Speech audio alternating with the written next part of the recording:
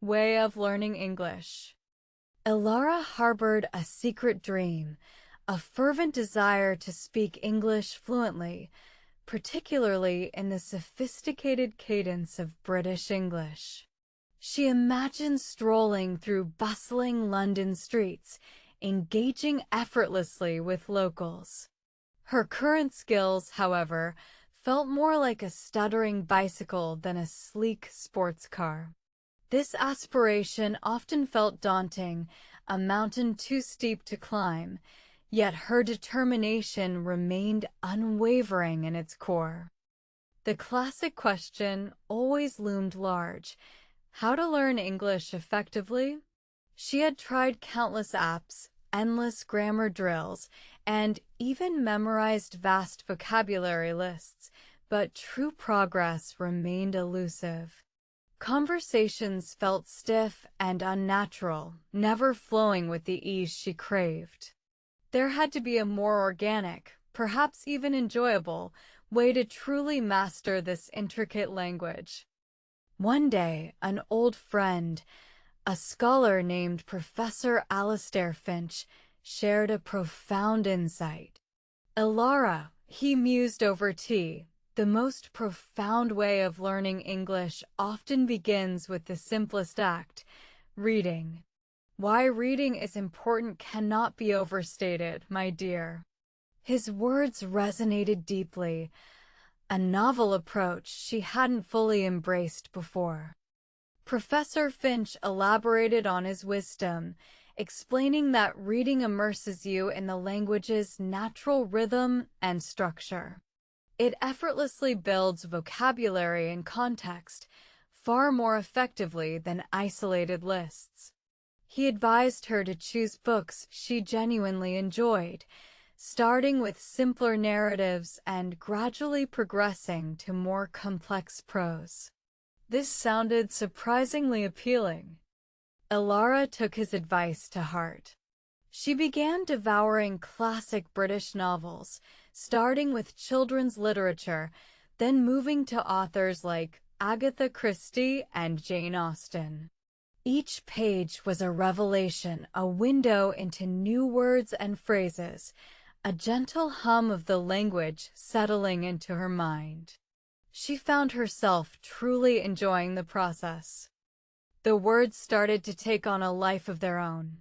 She noticed subtle nuances, idiomatic expressions, and the unique phrasing inherent in British English.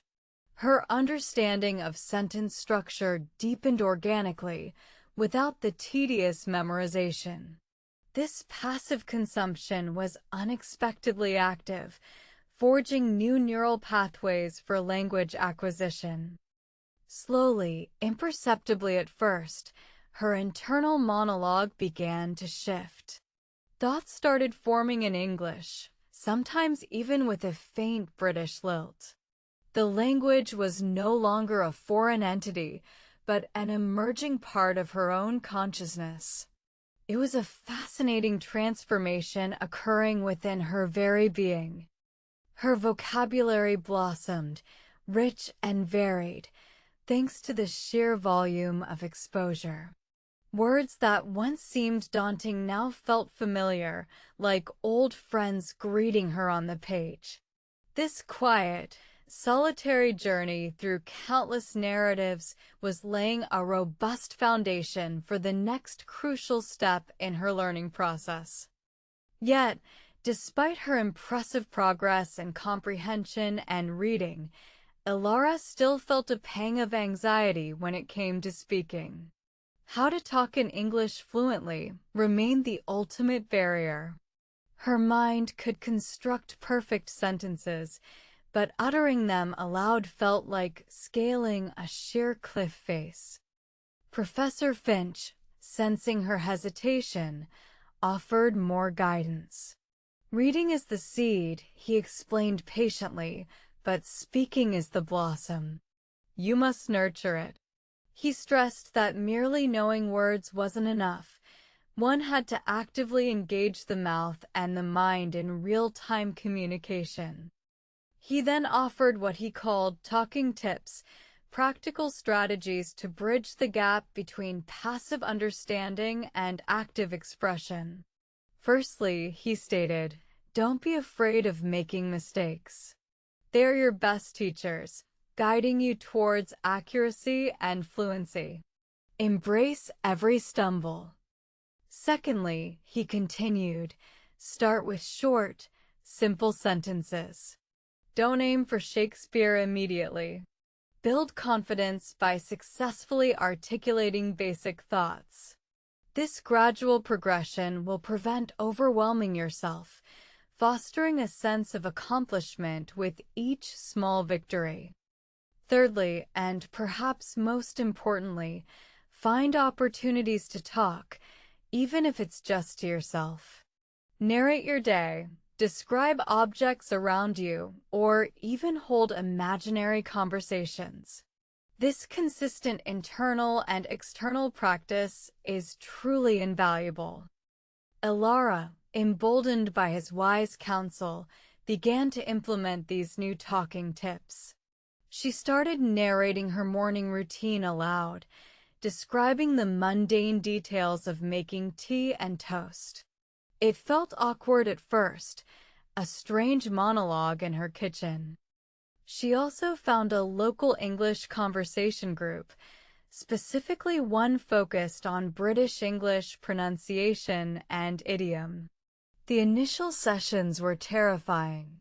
Her voice trembled, and words often caught in her throat, refusing to emerge smoothly. It was a humbling experience, yet she persisted.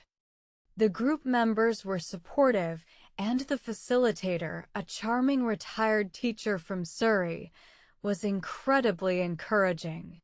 They practiced role-playing scenarios, debated current events, and even discussed classic British films, all while focusing on natural conversational flow. Remember, the facilitator often said, "It's not about perfect grammar every time, but about clear communication. Get your message across. Focus on intonation and rhythm. They add so much to what you say." These lessons were profound. Elara learned to listen actively, picking up on native speakers' speech patterns and incorporating them into her own delivery. She mimicked expressions, trying to capture the authentic British cadence she admired so much. This conscious imitation was a powerful learning tool. The sheer act of regularly opening her mouth and producing English sounds, even simple ones, began to build muscle memory. Her tongue and lips grew more agile, less prone to stumbling over unfamiliar phonetic combinations. Practice truly made progress. She also started recording herself speaking, then playing it back to identify areas for improvement.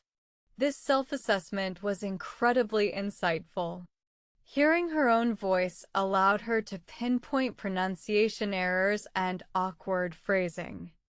One particularly interesting story she encountered during her English story reading was about a shy young poet who found his voice by reciting his verses to the river. It resonated deeply with Elara's own journey of overcoming shyness. Gradually, the fear began to dissipate. The words that once felt trapped behind a mental barrier now flowed more freely. She could express complex ideas, articulate opinions, and even tell jokes, finding joy in the exchange. Her confidence soared with each successful conversation. The initial apprehension transformed into a genuine eagerness to engage, to connect with others using this beautiful language she was mastering. It was an exhilarating feeling. Professor Finch heard about her progress and invited her for another cup of tea. "Elara," he beamed, "your British English is truly blossoming. Tell me, what was the most surprising revelation in your learning journey?" She explained how reading had built her foundational understanding an indispensable first step.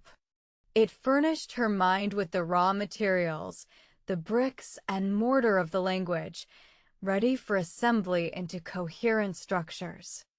Then, she highlighted the crucial role of Professor Finch's talking tips, which provided the blueprint for construction.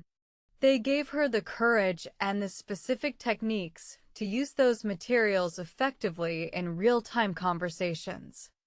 It wasn't just about knowing words, she emphasized, but about using them confidently and naturally. The active practice of speaking, even when daunting, was absolutely indispensable for achieving true fluency. Her journey was a testament to the synergistic power of both input and output. Reading provided the rich linguistic input, while speaking forced her to actively retrieve, organize, and articulate her thoughts in English. Elara now loved listening to British radio dramas and podcasts, understanding every nuance, every bit of witty banter. Her ear was finely tuned to the varied accents and rapid-fire dialogue, a true mark of mastery. She could now hold sustained conversations on diverse topics, from current affairs to classic literature, without feeling exhausted or overwhelmed. The mental effort required had significantly decreased, making it enjoyable. Her dream of visiting London no longer felt like a distant fantasy. It was a tangible, achievable goal, one she eagerly anticipated. She pictured herself ordering coffee with ease, asking for directions confidently. The idea of getting lost in a bustling London market, perhaps haggling for a unique antique, no longer induced panic but rather excitement. She felt ready for any conversational challenge the city might present. This transformation was not just about language, it was about personal growth. Overcoming the fear of speaking had built resilience and self-belief, qualities that extended far beyond linguistic proficiency. She often shared her way of learning English with others, emphasizing the balanced approach. Don't just read, she would advise, and don't just speak. Do both, and do them consistently, even when it's difficult. Her story became a source of inspiration for many aspiring English learners. She proved that dedication, coupled with the right strategies, could truly unlock one's potential, transforming a daunting task into a rewarding adventure. One evening, preparing for her trip, she stumbled upon an old diary entry. It detailed her initial frustrations, her stuttering attempts, and the overwhelming feeling of inadequacy she once experienced. Reading that entry now, she felt a profound sense of accomplishment. The shy, hesitant Elara from those pages was gone, replaced by a confident, articulate woman ready to embrace the world in English.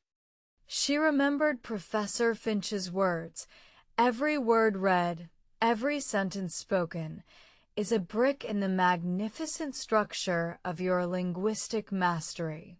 His wisdom had guided her every step of the way. The journey was indeed a very interesting story, filled with small victories and persistent efforts. It wasn't a sudden leap, but a steady climb, powered by curiosity and an unyielding desire to communicate. She thought about the countless hours spent immersed in English story reading, the quiet moments of absorption, and how those moments laid the groundwork for her vibrant conversational abilities. And then, the talking tips. Those actionable pieces of advice transformed her from a passive learner into an active participant. They gave her the courage to break the silence and make sounds.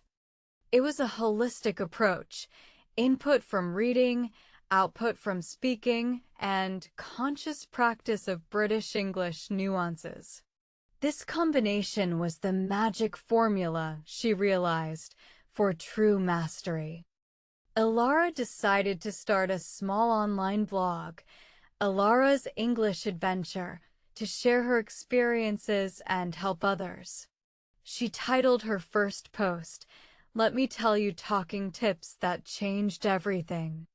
She meticulously outlined her journey, detailing the exact British novels she started with, the specific podcasts she listened to, and the conversation exercises that yielded the best results.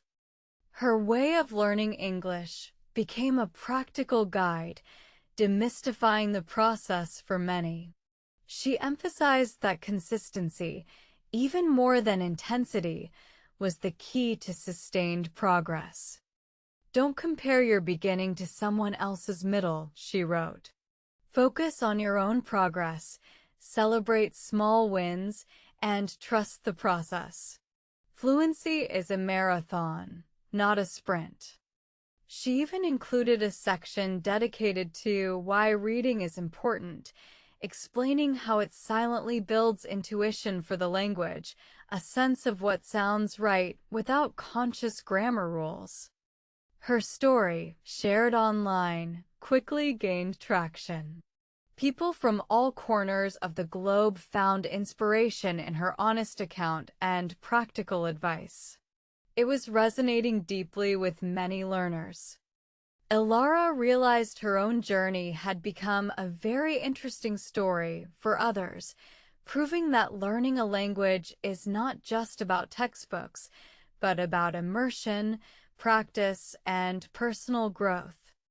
And so Elara, the shy learner, became a confident speaker and an inspiring mentor. Her British English journey was complete, and a new adventure, helping others, had just begun.